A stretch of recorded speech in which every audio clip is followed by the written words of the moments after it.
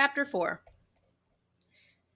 Once I'd hopped and tripped and felt my way like a blind man through the woods and fog and re-emerged into the world of sun and light, I was surprised to find the sun sinking and the light going red. Somehow the whole day had slipped away. At the pub, my dad was waiting for me, a black as night beer and his open laptop on the table in front of him. I sat down and swiped his beer before he'd had a chance to even look up from typing. Oh, my sweet lord, I sputtered, choking down a mouthful. What is this? Fermented motor oil? Just about, he said, laughing, and then snatched it back. It's not like American beer. Not that you'd know what that tastes like, right? Absolutely not, I said with a wink. And even though it was true, my dad liked to believe I was as popular and adventuresome as he was at my age, a myth it had always seemed easiest to perpetuate.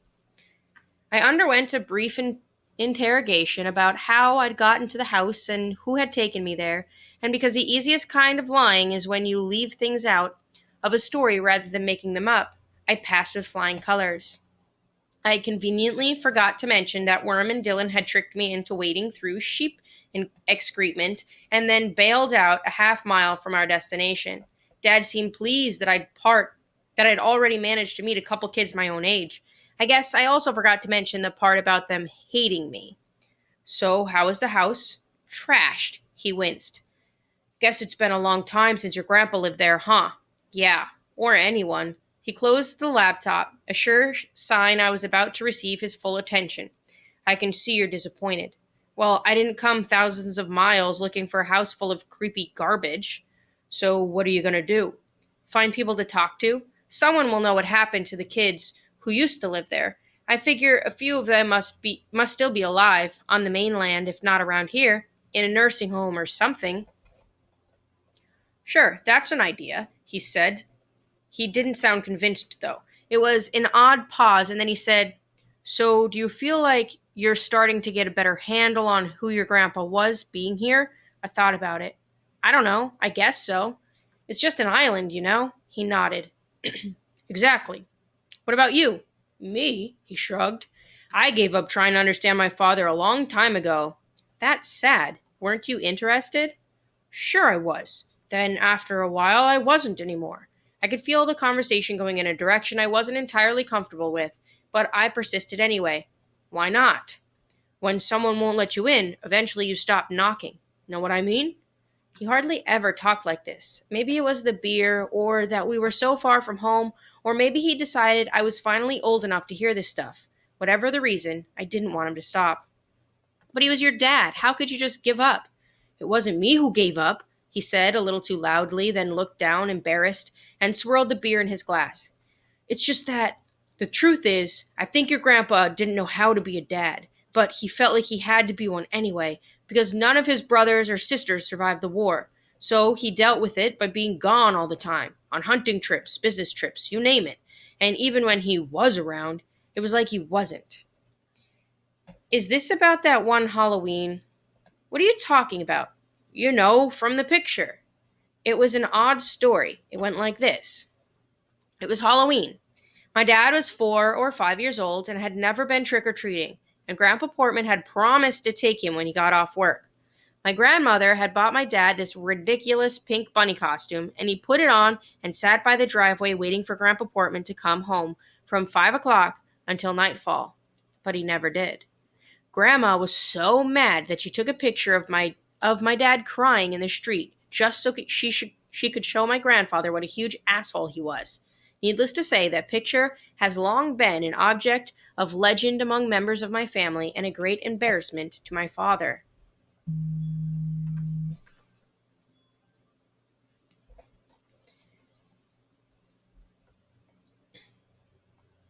It was a lot more than just one Halloween, he grumbled. Really, Jake, you were closer to him than I ever was. I don't know, there was just something unspoken between the two of you. I didn't know how to respond. Was he jealous of me? Why are you telling me this? Because you're my son and I don't want you to get hurt. Hurt how? He paused. Outside, the clouds shifted, the last rays of daylight throwing our shadows against the wall. I got a sick feeling in my stomach, like when your parents are about to tell you they're splitting up, but you know it before they even open their mouths.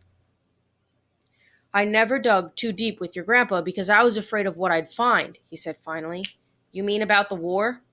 No. Your grandpa kept those secrets because they were painful. I understood that. I mean, about the traveling, him being gone all the time, what he was really doing. I think your aunt and I both thought that there was another woman, maybe more than one. I let it hang between us for a moment. My face tingled strangely. That's crazy, Dad. We found a letter once. It was from a woman whose name we didn't know, addressed to your grandfather. I love you. I miss you. When are you coming back? That kind of thing. Seedy, lipstick on the collar type stuff. I'll never forget it. I let it I felt a hot stab of shame, like somehow it was my own crime he was describing, and yet I couldn't quite believe it. We tore up the letter and flushed it down the toilet. Never found another one either. Guess he was more careful after that. I didn't know what to say. I couldn't look at my father. I'm sorry, Jake. This must be hard to hear. I know how much you worshipped him. He reached out to squeeze my shoulder, but I shrugged him off, then scraped back my chair and stood up. I don't worship anyone. Okay, I don't want you to be surprised, that's all. I grabbed my jacket and slung it over my shoulder. What are you doing? Dinner's on the way. You're wrong about him, I said, and I'm going to prove it. He sighed. It was a letting go kind of sigh. Okay, I hope you do. I slammed out of the priest hole and started walking, heading nowhere in particular. Sometimes you just need to go through a door. It was true, of course, what my dad had said. I did worship my grandfather.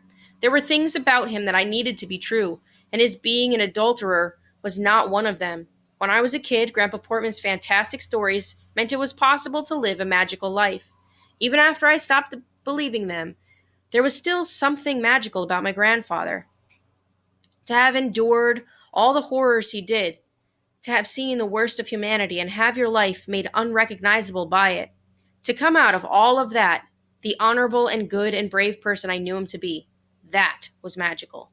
So I couldn't believe he was a liar and a cheater and a bad father, because if Grandpa Portman wasn't honorable and good, I wasn't sure anyone could be. The museum's doors were open and its lights were on, but no one seemed to be inside. I had gone there to find the curator, hoping he knew a thing or two about the island's history and people and could shed some light on the empty house and the whereabouts of its former inhabitants. Figuring he just stepped out for a minute, the crowds weren't exactly kicking down his door, I wandered into the sanctuary to kill time, checking out museum displays. The exhibits, such as they were arranged in big open-fronted cabinets that lined the walls and stood where pews had once been. For the most part, they were unspeakably boring, all about life in a traditional fishing village and the enduring mysteries of animal husbandry, but one exhibit stood out from the rest. It was in a place of honor at the front of the room, in a fancy case that rested atop what had been the altar. It lived behind a rope I stepped over, and a little warning sign I didn't bother to read, and its case had been polished wooden sides and a plexiglass top so that you could only see into it from above. When I looked inside, I think I actually gasped, and for one panicky second thought monster, because I had suddenly and unexpectedly come face to face with a blackened corpse. Its shrunken body bore an uncanny resemblance to the creatures that had haunted my dreams, as did the color of its flesh, which was like something that had been spit roasted over a flame.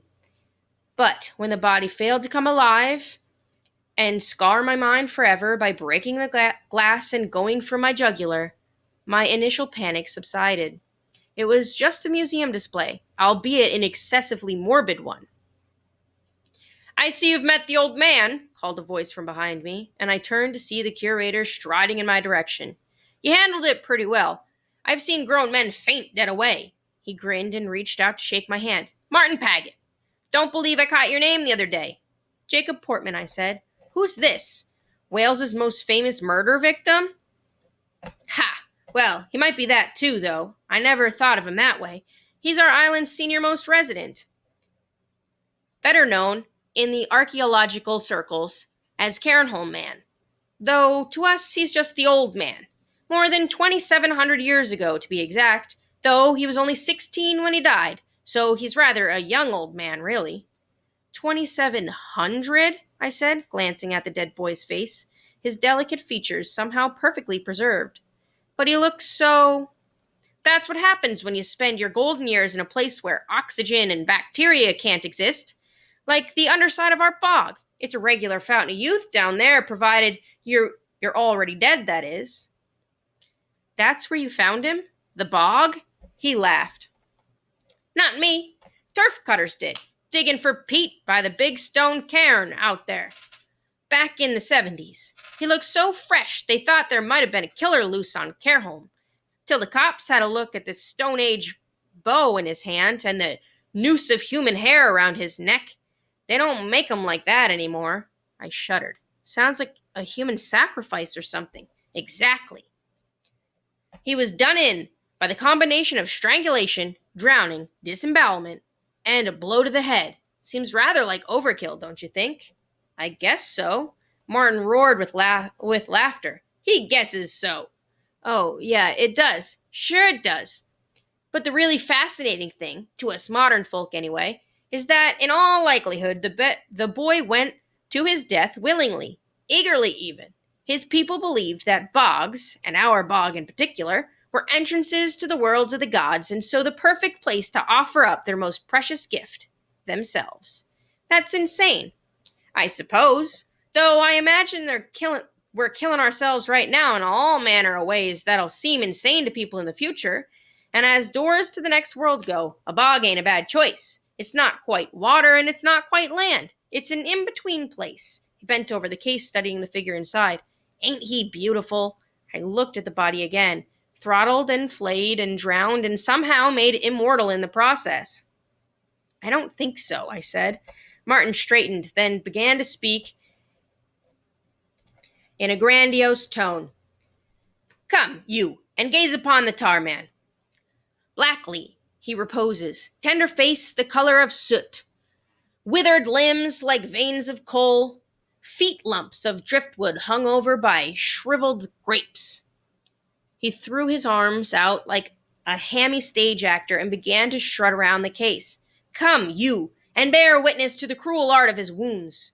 Purled and meandering lines drawn by knives, brain and bone composed by stones, the rope still digging at his throat. First fruit slashed and dumped, seeker of heaven, old man arrested in youth. I almost love you. He took a theatrical bow as I applauded. Wow, I said. Did you write that? Guilty, he replied with a sheepish smile. I twiddle about with lines of verse now and then, but it's only a hobby. In any case, thank you for indulging me. I wondered what this odd, well-spoken man was doing in Cairhome, with his pleated slacks and half-baked poems, looking more like a bank manager than someone who lived on a wind-swept island with one phone and no paved roads. Now, I'd be happy to show you the rest of my collection, he said, escorting me toward the door, but I'm afraid it's shutting up time. If you'd like to come back tomorrow, however... Actually, I was hoping you might know something, I said, stopping him before he could shoo me out. It's about the house I mentioned this morning. I went to see it. Well, he exclaimed, I thought I'd scare you off it. How's our haunted mansion faring these days? Still standing? I assured him that it was, then got right to the point. The people that lived there, do you have any idea what happened to them? They're dead, he replied. Happened a long time ago. I was surprised, though I probably shouldn't have been. Miss Peregrine was old. Old people die. But that didn't mean my search was over. I'm looking for anyone else who might have lived there, too. Not just the headmistress. All dead, he repeated.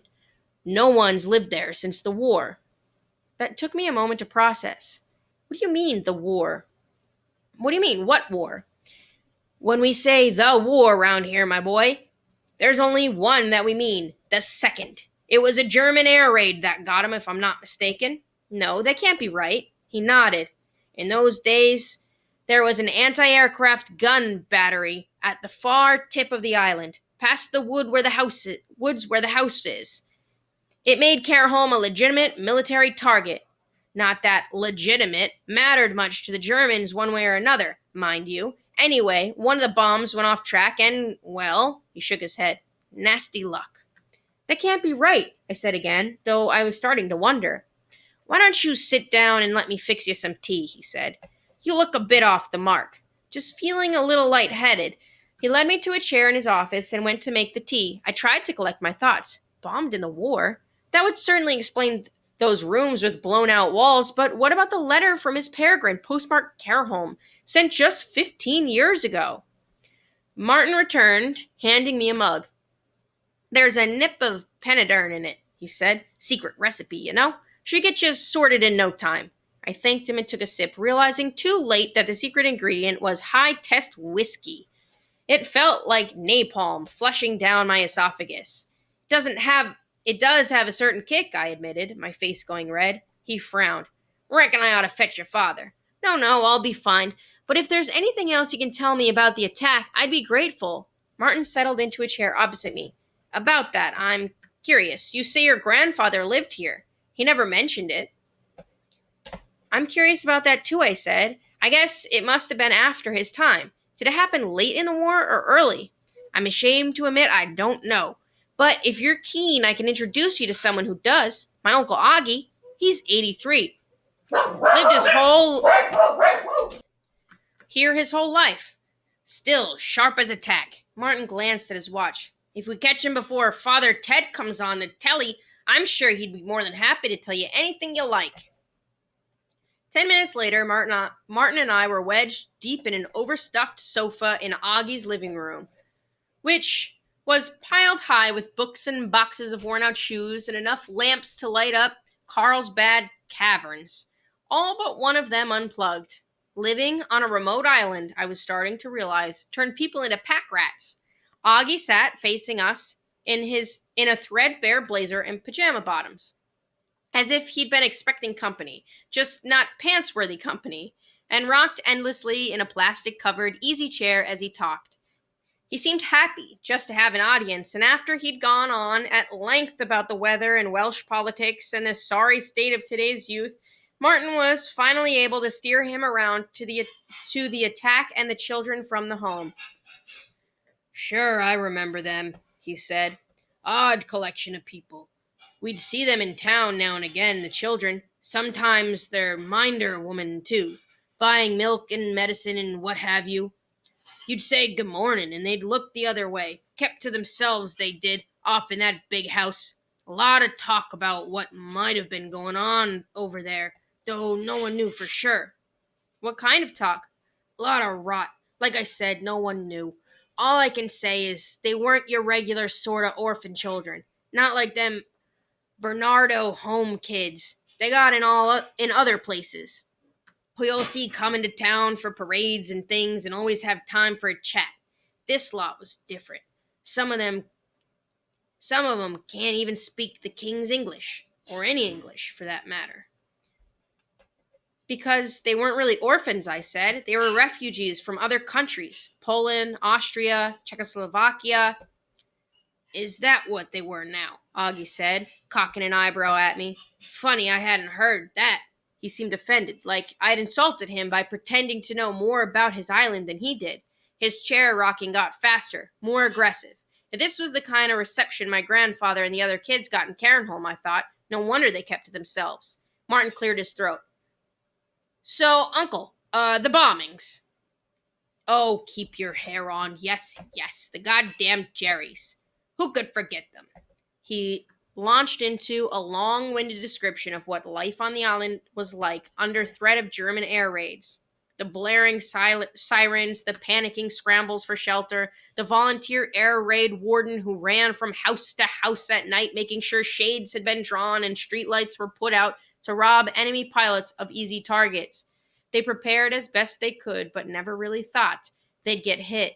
Even all the ports and factories on the mainland, all much more important targets than Cairnholm's little gun emplacement. But one night, the bombs began to fall. The noise was dreadful, Auggie said. It was like giants stamping across the island, and it seemed to go on for ages. They gave us a hell of a pounding, though no one in town was killed, thank heaven. Can't say the same for our gunner boys. though they gave as good as they got, nor the poor souls at the orphan home. One bomb was all it took. Gave up their lives for Britain, they'd say they did. So wherever they was from, God bless 'em for that. Do you remember when it happened? I asked. Early in the war or late? I can tell you the exact date, he said. It was the 3rd of September, 1940. The air seemed to go out of the room. I flashed to my grandfather's ashen face, his lips just barely moving, uttering those very words. September 3rd, 1940. Are you sure about that? That it was that day? I never got to fight, he said. Too young by a year. That one night was my whole war. So, yes, I'm sure. I felt numb, disconnected. It was too strange. Was someone playing a joke on me, I wondered? A weird, unfunny joke? And there weren't any survivors at all, Martin asked. The old man thought for a moment, his gaze drifting up to the ceiling. Now that you mention it, he said, I reckon there were just one. A young man not much older than this boy here. His rockin' stopped as he remembered it. Walked into town the morning after with not a scratch upon him. Hardly seemed perturbed at all, considering he'd just seen all his mates go to their reward. It was the queerest thing. He was probably in shock, Martin said. I shouldn't wonder, said Auggie. He spoke only once, to ask my father when the next boat was leaving for the mainland. Said he wanted to take up arms directly and kill the goddamn monsters who'd murdered his people. Augie's story was nearly as far-fetched as the ones Grandpa Portman used to tell, and yet I had no reason to doubt him. I knew him, I said. He was my grandfather. They looked at me astonished. Well, Billy said, I'll be blessed. I excused myself and stood up. Martin, remarking that I seemed out of sorts, offered to walk me back to the pub, but I declined. I needed to be alone with my thoughts. Come and see me soon, then, he said, and I promised I would. I took the long way back past the swaying lights of the harbor, the air heavy with brine and with chimney smoke from 100 hearth fires. I walked to the end of the dock and watched the moon rise over the water, imagining my grandfather standing there on that awful morning after, numb with shock, waiting for a boat that would take him away from all the death he'd endured, to war and more death. There was no escaping the monsters, not even on this island. No bigger on a map than a grain of sand, protected by mountains of fog and sharp rocks and seething tides. Not anywhere. That was the awful truth my grandfather had tried to protect me from. In the distance, I heard the generators sputter and spin down, and all the lights along the harbor and in-house windows behind me surged with for a moment before going dark. I imagined how such a thing might look from an airplane's height, the whole island suddenly winking out, as if it had never been there at all, a supernova in miniature. I walked back by moonlight, feeling small. I found my dad in the pub at the same table where he'd been, a half-eaten plate of beef and gravy congealing into grease before him. Look who's back, he said as I sat down. I saved your dinner for you. I'm not hungry, I said, and told him what I'd learned about Grandpa Portman. He seemed more angry than surprised. I can't believe he never brought this up, he said. Not one time. I could understand his anger. It was one thing for a grandparent to withhold something like that from a grandchild, quite another for a father to keep it from his son, and for so long. I tried to steer the conversation in a more positive direction. It's amazing, isn't it? Everything he went through. My father nodded. I don't think we'll ever know the full extent of it. Grandpa Portman really knew how to keep a secret, didn't he? Are you kidding? The man was an emotional Fort Knox. I wonder if it doesn't explain something, though. Why he acted so distant when you were little. Dad gave me a sharp look, and I knew I needed to make my point quickly or risk overstepping. He'd already lost his family twice before, once in Poland and then again here, his adopted family.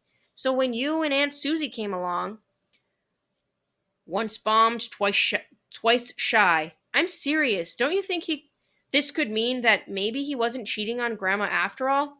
I don't know, Jake. I guess I don't believe things are ever that simple. He let out a sigh, breath fogging the inside of his beer glass. I think I know what all this really explains, though. Why you and Grandpa were so close. Okay.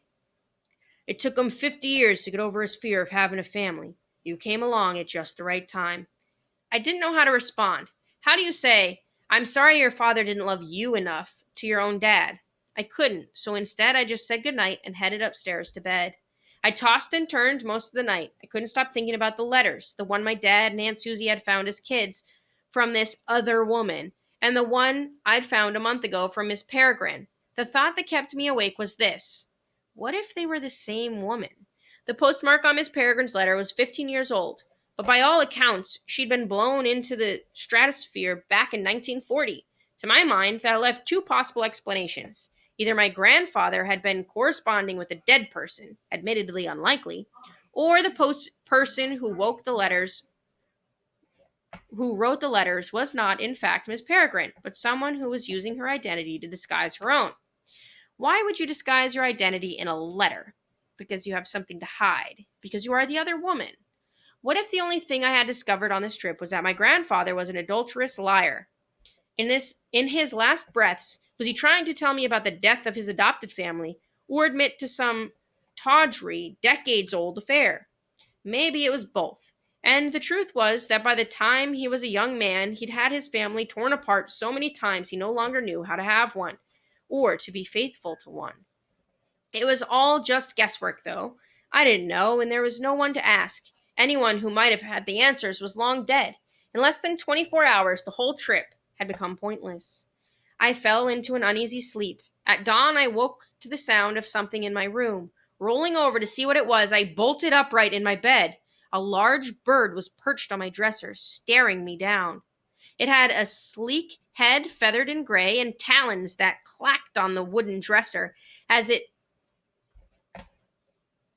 sidled back and forth along the edge, as if to get a better look at me. I stared back rigidly, wondering if this could be a dream. I called out to my dad, and at the sound of my voice, the bird launched itself off the dresser. I threw my arm across my face and rolled away, and when I peeked again, it was gone, flown out the open window. My dad stumbled in, bleary-eyed. What's going on? I showed him the talon marks on the dresser and a feather that had landed on the floor. God, that's weird, he said, turning it over in his hands. Peregrines almost never come this close to humans. I thought maybe I'd heard him wrong. Did you say peregrines? He held up the feather. A peregrine falcon, he said. They're amazing creatures. The fastest birds on earth. They're like shapeshifters, the way they streamline their bodies in the air. The name was just a weird coincidence, but it left me with an uncanny feeling I couldn't shake. Over breakfast, I began to wonder if I'd given up too easily. Though it was true, there was no one left alive whom I could talk to about my grandfather. There was still the house, a lot of it unexplored. If it had ever held answers about my grandfather in the form of letters, maybe, or a photo album, or a diary, they'd probably burned up or rotted away decades ago. But if I left the island without making sure, I knew I'd regret it.